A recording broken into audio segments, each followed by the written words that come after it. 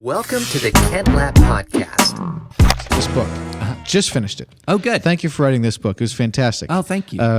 I don't know how to speed read, so when I just read every word, and in some sentences and paragraphs I reread, and I wish I was better at that, but I knocked it out in like a week and a half. So very good book. Thank you for writing it. Here's what I was not expecting. So I kind of developed this love for nonfiction. I remember exactly where I was at. I was in a Barnes & Noble's in Vermont at a trade show, and I had a day to spare before I had to run this trade show. My wife was there because we were young married, and what's she going to do at home, and this is going to be a fun weekend.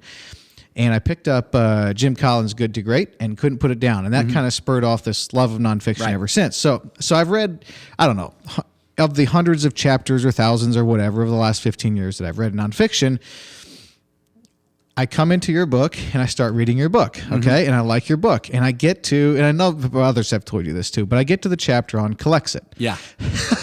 So here's this chapter, Calexit, and I'm reading this chapter, and this is fascinating, and this is a history that I wasn't aware of. And I Googled something, and I didn't find it on Google. It's fine. I keep reading the chapter.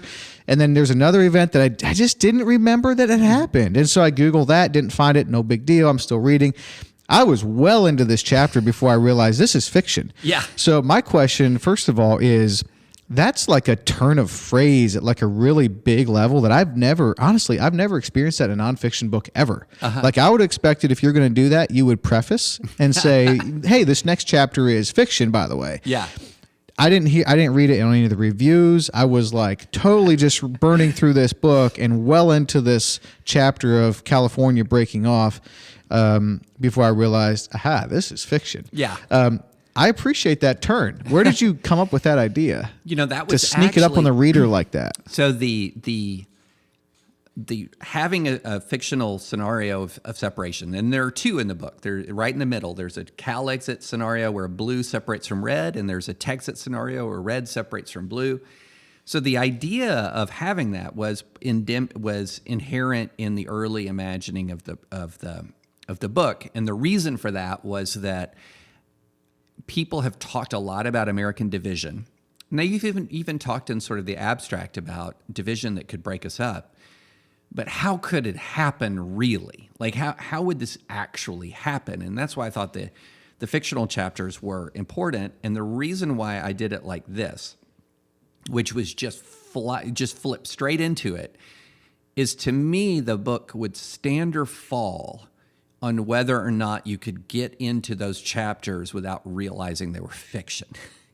In the sense, and this is what I mean, in the sense that what I was describing so real true to life that it would take you a minute before you realized, oh, now I'm into a scenario. Mm-hmm. And so when I've talked about the book, I've talked to a lot of folks, and I said, here's, the book really does stand or fall on whether the one or both of those chapters are plausible. Mm-hmm. If you don't find them plausible, then the book's alarmist, quite frankly. Then the book is alarmist. Then this is just another one of those books that's, the sky is falling, the sky is falling. If you find those chapters plausible, if there's something where you're reading and you're going, wait a minute, okay, so this is what's going on. Then you realize, okay, this is how the trends that I am describing that are separating us could ultimately break us. Yeah. So I guess on that front, at least certainly with me, it's mission accomplished. And have you heard that from others too? Yeah. Where they did absolutely not realize they were reading fiction and they were well into the chapter. And okay, well, if the book was hinging on that being true, I'd say you did a great job. Well, it's really working. I'm glad. And for the listeners that haven't read the book, it's Divided We Fall, America's Secession Threat and How to Restore Our Nation. All right. Tell us about that secession threat and how that would possibly or potentially break out. And then there's two questions I want to pull out specifically of the book. So the theme of the book is in the first paragraph. And the first paragraph says that we cannot guarantee the continued unity of the United States. And it says the reason. The reason is that there's no single truly important cultural, religious, political, or social force that's pulling us together more than it's pushing us apart. In other words, if you're going to talk about every major, truly important cultural force in the U.S., they're separating us, or political force that's separating us. So I walk through them early on in the book. We're geographically clustering. We're more likely to live around people of like mind than any time before we've been measuring the statistics. So most Americans now live in what are called landslide counties, where one side or the other wins a presidential race by 20 points, wins in the presidential contest by 20 points or more. For example, I live in a bubble within a bubble. I'm in Williamson County, Tennessee. My address, my sort of area where I live is 85% Republican, 15%, or a little less than 15% Democrat, because there's some independents in there. I moved, before we moved in Tennessee, I moved from a blue bubble, a place that was about 90% Democratic and 10% Republican. In fact, my entire adult life, I've only lived in bubbles. I've either lived in blue bubbles or red bubbles my whole life, my whole adult life. And so when you wall yourself off geographically, one of the things I talk about in the book is you become more extreme. So the more you're around like-minded people, the more extreme you become. It's a phenomenon called the law of group polarization. So when you're around people of like mind, the way this works, and it's a concept articulated by Cass Sunstein, it is that when people of like mind gather, they become, the common expression of their shared view becomes more extreme. So if you and I are both opposed to gun control, and we podcast for an hour about gun control, we're going to end the podcast more convinced than ever that gun control is wrong. Or if we are concerned about climate change and we podcast for an hour about climate change, we're going to end that hour having reinforced each other and more convinced that climate change is a crisis. Natural human tendency. How many people go to a really good Bible study and leave it loving Jesus less? Sure. This is just the way we are. Point. So we cluster off amongst people of like mind. We grow more extreme. And then as we grow more extreme, we're actually growing more extreme in a very specific way. It's called negative partisanship. And that means that we are generally tending to belong to our tribe, not so much because we love all the ideas of our tribe, but because we really dislike the other one. And so all of these things together mean that we're creating a geographically contiguous, highly concentrated set of American political subcultures. And historically, when you have geographically contiguous, highly divided areas, they tend to start to try to separate from each other. Mm-hmm. And we're not immune to these historical forces. I mean, this is something that's just been true throughout human history. And so what I then do in the book is imagine, like, how would that happen? Mm-hmm. What would be the triggering events that would make us so angry at each other that we would want to separate? And I do not imagine a civil war. I don't think that that's something that would happen. What I imagine is more something like a very messy divorce, mm-hmm. a very messy national divorce, because I don't think we're at the point where, before the Civil War in 1861, there were people in the North and South who were spoiling for a fight. Like, there's historical accounts of people happily going off to battle because they were going to not only, win, but they were not only going to maintain their independence or from the Confederate point of view, or maintain the Union from the Union point of view, but they were going to rout and defeat their opponents. In this circumstance, we have a different kind of animosity, I think, which is that I just don't want anything to do with those people. Mm-hmm. I'm sick of those people. Mm-hmm. And so that's our danger, I think. And in the book, which I highly recommend, you can get on Amazon or probably anywhere books are sold, you kind of have California and the Pacific Northwest breaking off, and then you have the Midwest and the South as another entity, mm-hmm. and then the Northeast. Mm-hmm. And so it's essentially, then we have three nations on this section of the continent, right? Yeah.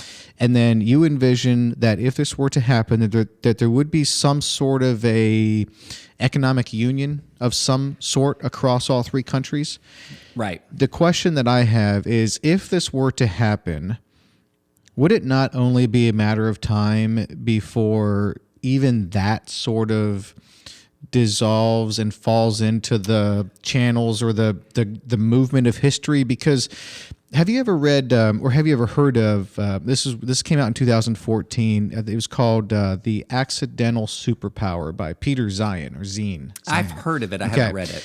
And then he had another one since, I think, based on that one doing really well, and that one was I forget. I didn't enjoy that book quite as much as the first one, but the first one, it just talks about how, yes, America is great because we had great founding fathers, this Constitution, we had all these things.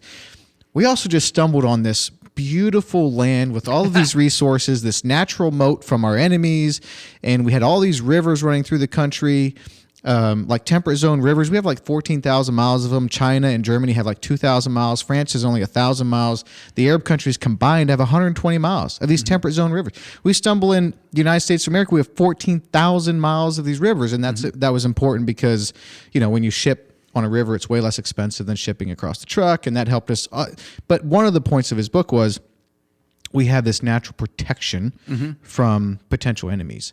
Well, if we split into 3 countries here, that natural protection is gone, and these 3 countries, it's really important that they maintain some level of cohesiveness and synergy amongst them. Otherwise, we are going to war, right? So it just seems to me like if we do split into 3 countries here, it's only a matter of time before it's all over. What are your thoughts on that? Well, I would say, if number one, if we did it, it would be immensely traumatic. And anyone who says, well, I'm pretty sure I can predict the future on that, is you're just offering your best guess. But the one thing I know is that it would be immensely traumatic. And we live at peace with Mexico now, but we fought a war with Mexico. We live at peace with Canada. Heck, we have joint, professional sports leagues with Canada. We live at peace with Canada, but we fought them twice. We invaded Quebec, and we in the Revolutionary War. We invaded Canada again in the War of 1812.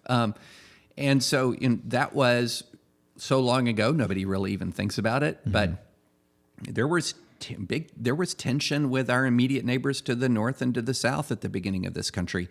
So, yeah, I think if you had a kind of separation, I do not envision a civil war, but I envision a very messy national divorce with unpredictable consequences. You also would have a destabilized world. Like the world itself would be destabilized without the American superpower existing anymore. And so there's so many sort of, if you're using your logical, rational brain, you say, it would be the most idiotic course of action in world history, or one of the top few most idiotic courses of action in world history for the United States to break apart, right? It would be ridiculous. It would be ludicrous. The negative impacts on us as citizens would be dramatic. The negative impacts on the world would be dramatic. But as we know from our politics, we're not living in our rational brains very much, are we? We're living with an enormous amount of animosity right now, just an enormous amount of animosity. And when you live with animosity, things can spiral out of control. Like I was appalled at the election contest after, the November election, appalled. But even though I'm a pessimist in some ways about the way the United States is pulling apart, I didn't imagine January 6th. I didn't imagine a mob storming the Capitol to try to block the certification of the election. I did not imagine that. And if anyone thinks the wounds of that have been healed, they are fooling themselves. And, I know there's a lot of people on the right who want to memory hole that to pretend like it was no big deal, like it didn't really happen. But it has deeply scarred an awful lot of Americans and has enhanced animosity in this country a great deal. And so, look, we are not living in a political world right now with much of our rational brain engaged. We are living with a lot of fear, and we're living with a lot of anger. And the people who are checking out of that fear and anger, who are rejecting that fear and anger, it's not like well, let me put it this way. An awful lot of the people who are rightfully rejecting the fear and anger are just checking out of politics. That's right. Yep. They're just checking out. There's even a phenomenon for that, and I talk about it in the book, called the exhausted majority. That American polarization is being driven by these hyper-partisan wings, and there's an exhausted majority of Americans, both on the left and the right, who just don't want anything to do on a day-to-day basis with this political fight. And the reason why they don't sort of control the American discourse, even though they're a majority, is that the key word in exhausted majority is exhausted. It's not majority, it's exhausted. They don't want a piece of this on a day-to-day basis, and who can blame them? Think about this. If you're a person let's say you're a right-leaning person, and you've been a Republican traditionally, but you're just appalled at this Trump stuff. You're just appalled. And you have family members, though, who are all in. They're all in. And if you're going to push back against them, you might lose that relationship. You might lose a relationship with your uncle. You might lose a relationship with your own father or your own mother. And a lot of people say, you know what? It's not worth it. Mm-hmm. It's not worth it. It's not worth the relationship with my dad to fight about politics. And I get it. And for that family, that's in all likelihood, that's probably the correct answer. Mm-hmm. Okay. You replicate that choice times 5 million or times 6 million. What ends up happening is you kind of concede the public square to the people who are most angry because of very understandable personal reasons.